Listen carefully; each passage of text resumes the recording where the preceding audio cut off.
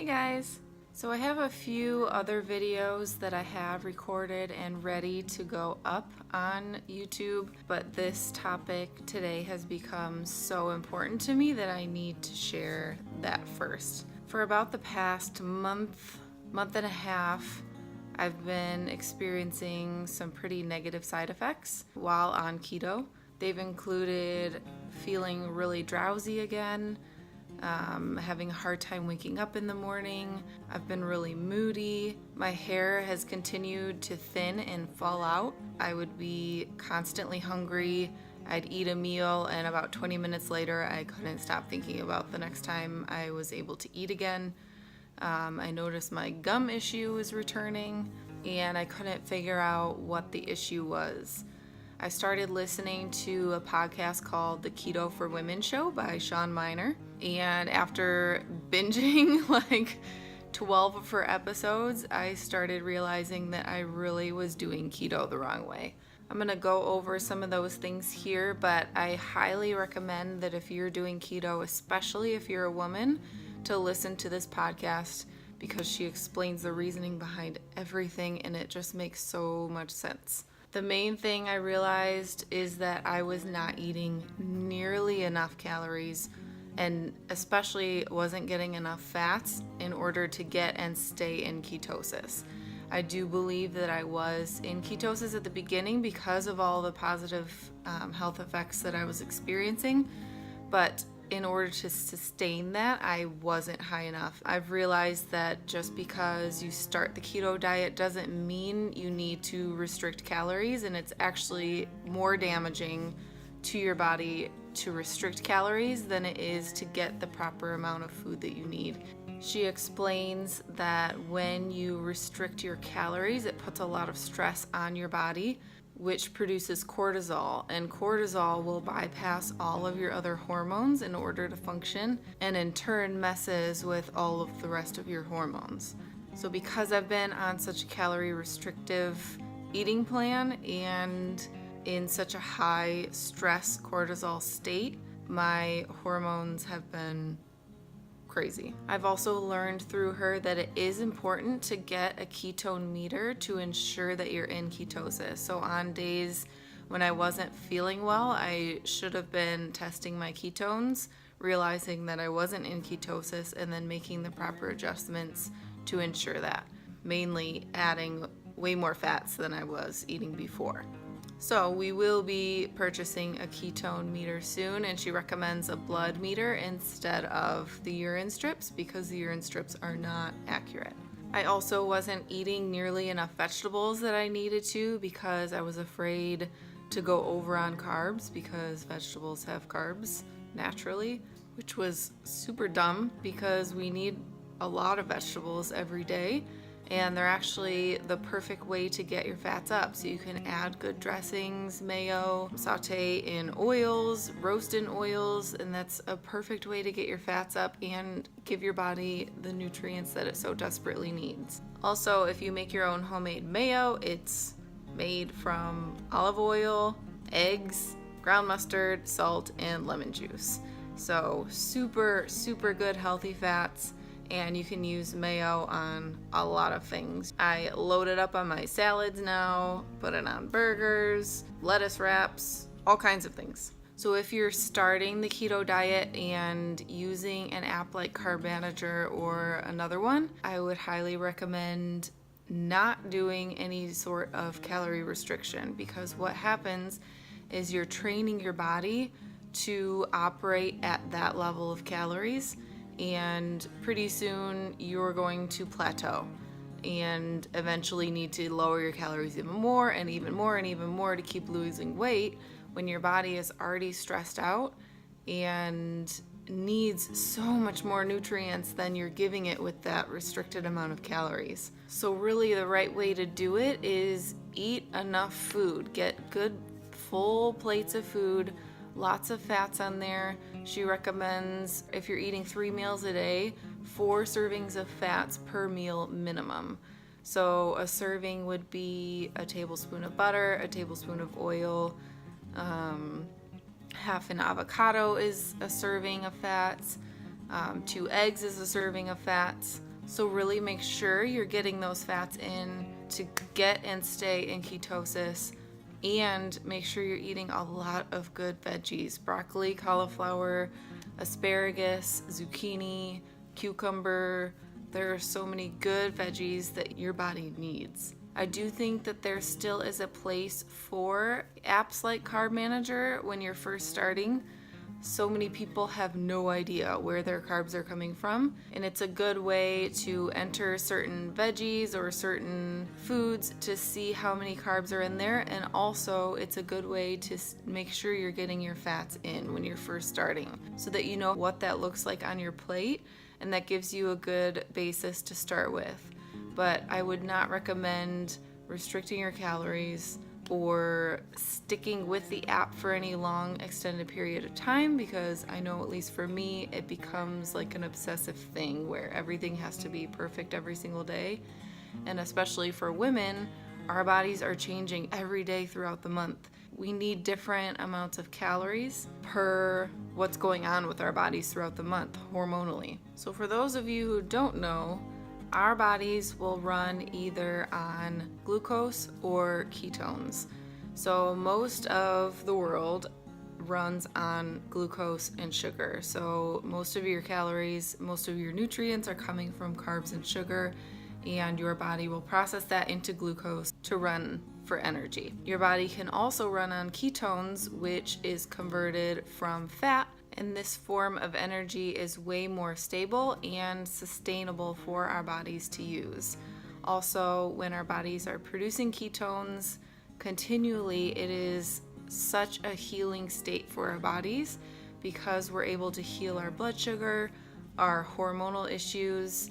It keeps our blood sugar at a level pace all the time, so our bodies aren't in a constant stressed out state of trying to manage blood sugar and stress cortisol from that process. I've been learning to eat a lot more and a lot higher fats, which is strange to me because I've done the MyFitnessPal thing before where it keeps me at a certain amount of calories. MyFitnessPal had me at 1,200 calories, and Carb Manager just had me at 1,350 calories, which now that I know is way too low. So right now I'm really working on getting over that mental thing of, well, I need to keep my calories low or else I'm gonna get fat.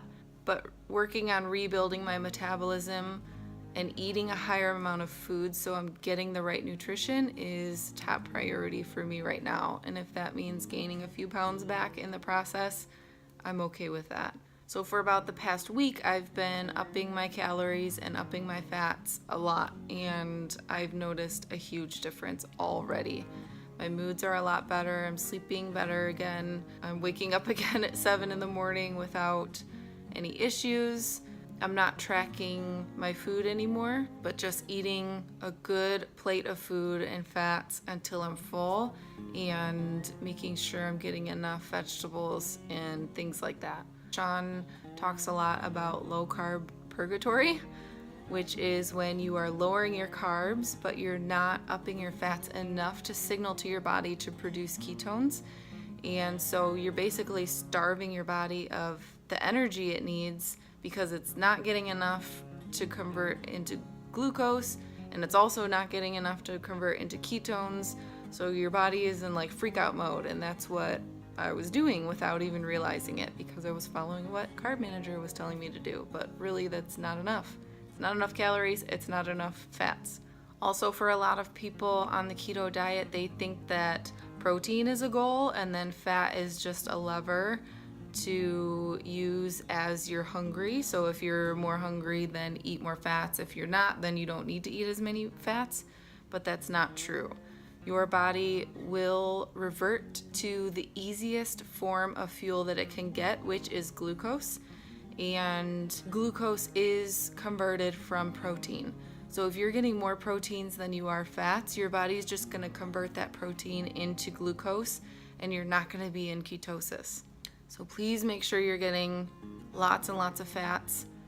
Make sure they're absolutely higher than your proteins, As an example, Sean talks a lot about how we shouldn't be counting our calories, but rather eating intuitively, eating nice big plates of food with lots of fats until we're full. But just to give a base idea for how many calories you should be eating, she did say that a healthy woman with a good metabolism should not be eating less than 2,000 calories a day. I calculated out my food the other day after eating everything just to see what I was at, and I was right at 2,000 calories and 175 grams of fat, which Carb Manager had me at 100 grams before, and I've learned that that is definitely not enough for my body. She does say that after a few weeks of being in ketosis, if you have a blood ketone meter, you're able to then start experimenting with different ratios. Maybe you can operate on a little more carbs,